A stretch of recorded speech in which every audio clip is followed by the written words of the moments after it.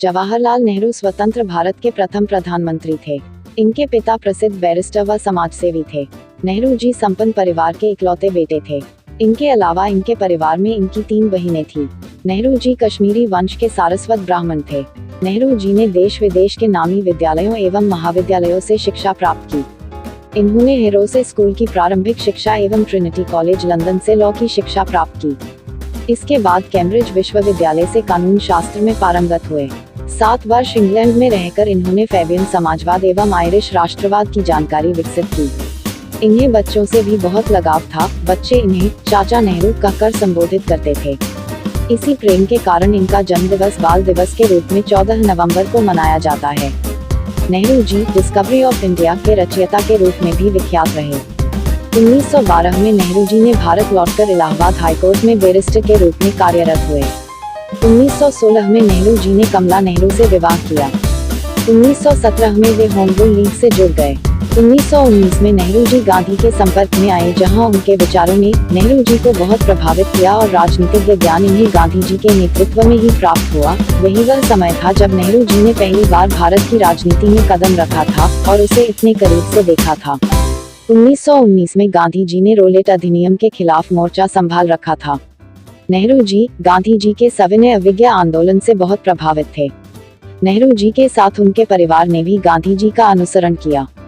1920 में गांधी जी द्वारा किए गए असहयोग आंदोलन में नेहरू जी ने सक्रिय रूप से हिस्सा लिया। इस वक्त नेहरू जी पहली बार जेल गए। 1924 में इलाहाबाद नगर निगम के अध्यक्ष के रूप में 2 वर्षों तक शहर की सेवा की। 1926 में इन्होंने इस्तीफा दे दिया। महात्मा गांधी उन्हें एक शिष्य मानते थे, जो उनके प्रिय थे। नेहरू जी को व्यापक रूप से आधुनिक भारत का रचयिता माना जाता है। गांधी जी को नेहरू जी में भारत देश का एक महान नेता नजर आ रहा था। 1930 में गांधी जी ने सविनय अवज्ञा आंदोलन का जोरों से आह्वान किया, जो इतना सफल रहा कि ब्रिटिश सरकार को महत्वपूर्ण निर्णय लेने के लिए झुकना ही पड़ा। 1935 में जब ब्रिटिश सरकार ने भारत अधिनियम का प्रस्ताव पारित किया, तब कांग्रेस ने चुनाव लड़ने का फैसला किया।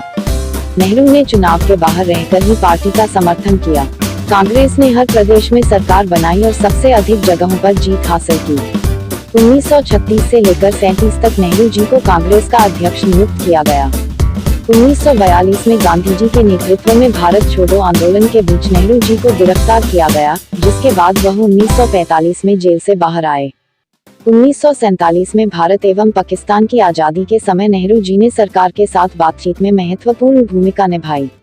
देश के प्रथम प्रधानमंत्री का चुनाव 1947 में भारत आजादी के वक्त कांग्रेस में प्रधानमंत्री की दावेदारी के लिए चुनाव किए गए, जिसमें सरदार वल्लभ भाई पटेल एवं आचार्य कृपलानी को सर्वाधिक मत प्राप्त हुए। पर गांधी जी के आग्रह पर जवाहरलाल नेहरू को भारत का प्रथम प्रधानमंत्री मंत्री नियुक्त किया गया। इसके बाद नेहरू जी 3 बार भारत के प्रधानमंत्री बने। स्वतंत्रता के बाद भारत को सही तरह से गठित कर उसका नेतृत्व कर एक मजबूत राष्ट्र की नींव के निर्माण का कार्य नेहरू जी ने शिद्दत के साथ निभाया। भारत को आर्थिक रूप से निर्भीक बनाने के लिए भी इन्होंने बहुत अहम योगदान दिया। आधुनिक भारत के स्वप्न की मजबूत नींव का निर्माण किया।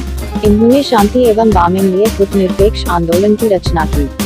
इनकी बहुत मेहनत के बावजूद पाकिस्तान और चीन से मैत्रीपूर्ण संबंध नहीं बना पाए। 1955 में नेहरू जी को देश के सर्वोच्च सम्मान भारत रत्न से नवाजा गया।